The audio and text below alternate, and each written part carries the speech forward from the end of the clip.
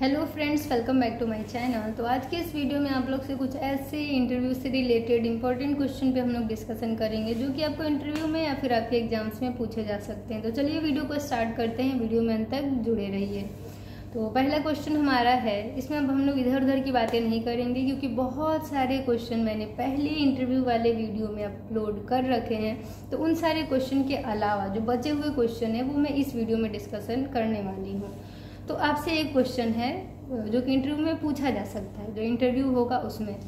तो वो है कि जब आप फॉली कैथेटराइजेशन करते हैं, आप ओटी टेक्नीशियन है, तो ऐसा नहीं है कि आप फॉली नहीं डालेंगे। आपको ओटी में फॉली यानी कि यूरिनरी कैथेटर डालना पड़ सकता है। फीमेल है तो फीमेल पेशेंट, मेल है तो मेल पेशेंट। तो मेनली उसमें आप जो कैथेटर होता है, फॉली कैथेटर सिलिकॉन का या लेटेक्स का हो सकता है, तो उसमें आगे क्या होता है, बैलून होता है। उसको इन्फ्लेट करने के लिए उसमें हम लोग स्टेराइल वाटर का यूज क्यों करते हैं, नॉर्मल सलाइन का यूज क्यों नहीं करते। तो मेनली आप सोच रहे होंगे कि हम तो नॉर्मल सलाइन ही यूज करते हैं। अगर आप नॉर्मल सलाइन यूज करते हैं तो ये बिल्कुल गलत है। अगर इसके बारे में आप डिटेल में पढ़ना चाहते हैं तो गूगल पे सर्च कर सकते हैं या फिर बुक में देख सकते हैं, क्योंकि बहुत दिनों से हम भी ये गलतियाँ कर रहे थे। तो मेनली जो नॉर्मल सलाइन होता है उसका यूज़ नहीं करना चाहिए, एकदम नो है। उसके जगह पे हमें स्टेराइल वाटर ही यूज करना चाहिए। आप कहीं भी पढ़ेंगे तो वहाँ लिखा होगा कि स्टेराइल डिस्टिल्ड वाटर का यूज करा जाता है फॉलिक कैथेटर के बैलून को इन्फ्लेट करने के लिए, यानी कि उसको फुलाने के लिए। तो मेनली इसका कारण क्या है, ये आप कभी ध्यान नहीं दिए होंगे, लेकिन ध्यान दीजिए। मेनली क्या होता है कि नॉर्मल सलाइन में क्या होता है कि सोडियम क्लोराइड होता है, सॉल्ट क्रिस्टल। आपने देखा होगा, सॉल्ट क्रिस्टल सुना होगा।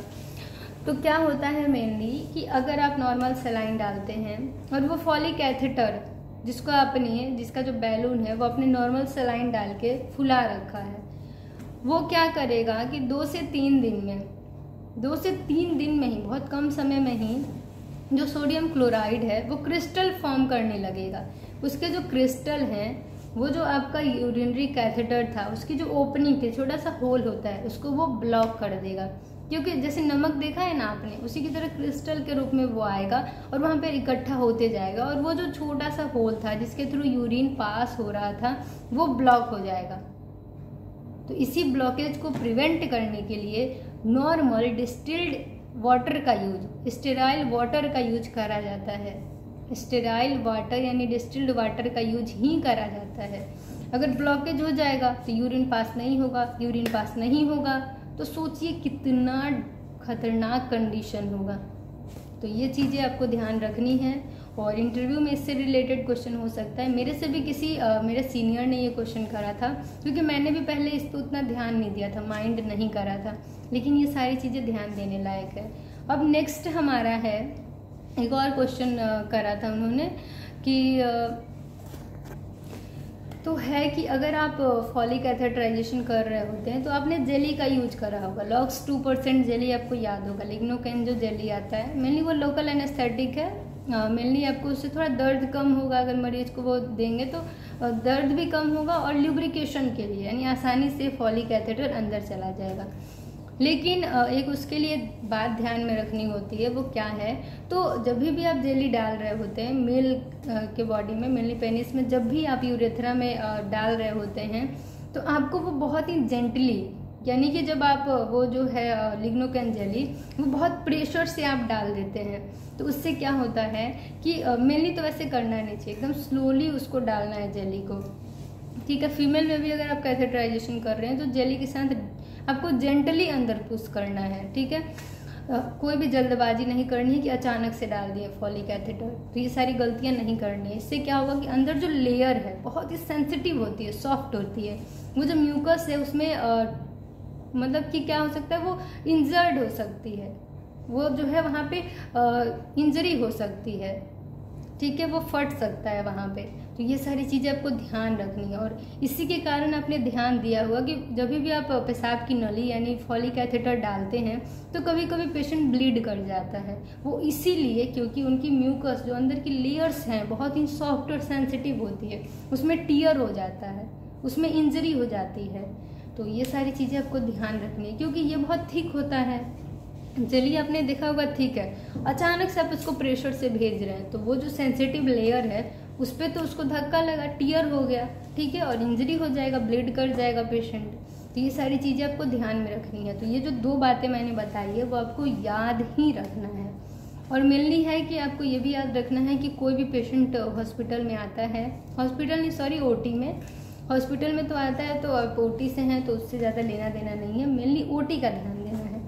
कोई भी पेशेंट आता है तो फ्लूइड आपको अपने मन से नहीं देना है, कुछ भी नहीं कि कोई भी पेशेंट आया RL NS DNS चढ़ा दिए। पेशेंट का हिस्ट्री चेक करना है, अगर वो डायबिटिक है पेशेंट का PSC चेक करिए, उसमें बताया होगा उन्होंने कि उसको कोई बीमारी है तो नहीं, कोई दवाई तो नहीं चल रही, तो हिस्ट्री चेक करना है आपको, फिर कोई दवाई या फिर फ्लूइड देना है। तो फ्लूइड में अगर मरीज डायबिटिक है तो उसको नॉर्मल सलाइन ही देंगे, नॉर्मल सलाइन फ्लूइड ही चलाएंगे। RL भी नॉर्मली नहीं देते हैं, और DNS तो बिल्कुल नहीं, क्योंकि उसमें डेक्सट्रोज है, उससे उनका जो है शुगर लेवल, जो ग्लूकोज लेवल है वो और बढ़ जाएगा। तो मेनली नॉर्मल सलाइन ही देते हैं, प्रेफरेंस में नॉर्मल सलाइन है। तो ये सारी बातें आपको ध्यान में रखनी है। ड्रग्स से रिलेटेड बहुत कुछ है जो कि आपको क्वेश्चन पूछे जा सकते हैं, ठीक है। मरीज को वॉमिटिंग हो रहा है तो कौन सा ड्रग्स मेनली OT में यूज होता है, तो ऑन्डासेट्रोन यानी एमसेट। मरीज को जो है गैस यानी एसिडिटी की कोई दिक्कत ना हो तो उसके लिए कौन सा, तो पैन-40 यानी पेंटोप्राजोल देते हैं मेनली, या फिर रेनिटिडिन भी देते हैं, लेकिन उसको जो है मेनली प्रेफरेंस पे पैन-40 है, पेंटोप्राजोल। मेन है कि अगर मरीज का जो हार्ट रेट है वो बहुत ज़्यादा डाउन जा रहा है, ब्रेडिकार्डिया में चला गया, तो एट्रोपिन मेनली दे सकते हैं। और तो जो है एनेस्थेटिक के बिना, कंसल्टेशन के बिना, उनके प्रेफरेंस के कुछ भी आपको नहीं करना OT में। आप उनकी बिना कंसल्टेशन के बिना उनसे बात करें, कोई भी दवा ना दें, वही सही है। उनसे पूछना है, बात करना है कि क्या नेक्स्ट मेडिसिन देना है, तभी आप दे सकते हैं, या फिर वो खुद आकर चेक करते हैं, ठीक है।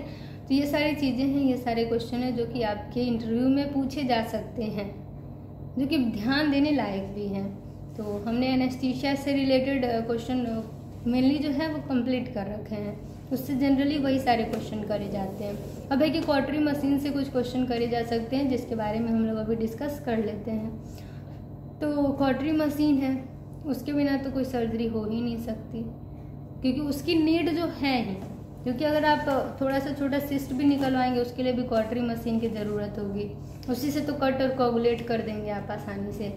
तो मेनली है कि कॉटरी मशीन में कितने मोड होते हैं, मोनोपोलर बाइपोलर 2 मोड होते हैं। मोनोपोलर में क्या होता है, तो कट और कोगुलेशन होता है, बाइपोलर में बस कोगुलेशन होता है।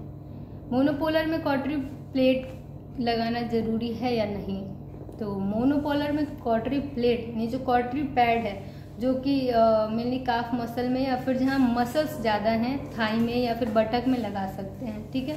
तो वो लगाना ज़रूरी है, क्योंकि उसके बिना सर्किट बनेगा ही नहीं, और जो कॉटरी पेंसिल से आप सर्जरी करेंगे वहाँ कुछ होगा ही नहीं, तो कॉटरी प्लेट लगाना ज़रूरी है। तो ये सारी चीज़ें आपको ध्यान में रखनी है, जो कि कॉटरी मशीन से रिलेटेड है। बेसिक सवाल करा जाता है, ज़्यादा डिटेल नहीं करा जाता है। तो ये सारी चीज़ें हैं। अब मिलते हैं नेक्स्ट वीडियो में और नए नए क्वेश्चंस के साथ। तो यही छोटे छोटे जो क्वेश्चन हैं वो आपको ध्यान देने होंगे, जो कि आपके इंटरव्यू में पूछे जा सकते हैं। तो अगर चैनल पर नए हैं तो चैनल को सब्सक्राइब कर लीजिए, बेल आइकन को प्रेस कर लीजिए, ताकि आपको सारी लेटेस्ट वीडियो की अपडेट्स मिलती रहें। मिलते हैं नेक्स्ट वीडियो में एक नए टॉपिक के साथ। अपना ध्यान रखिए और अच्छे से सारे वीडियोज़ को देख लीजिए, क्योंकि अगर आप कहीं भी इंटरव्यू देने जाते हैं तो इससे अलग क्वेश्चन आपसे नहीं पूछा जाएगा। तो bye, take care, thank you.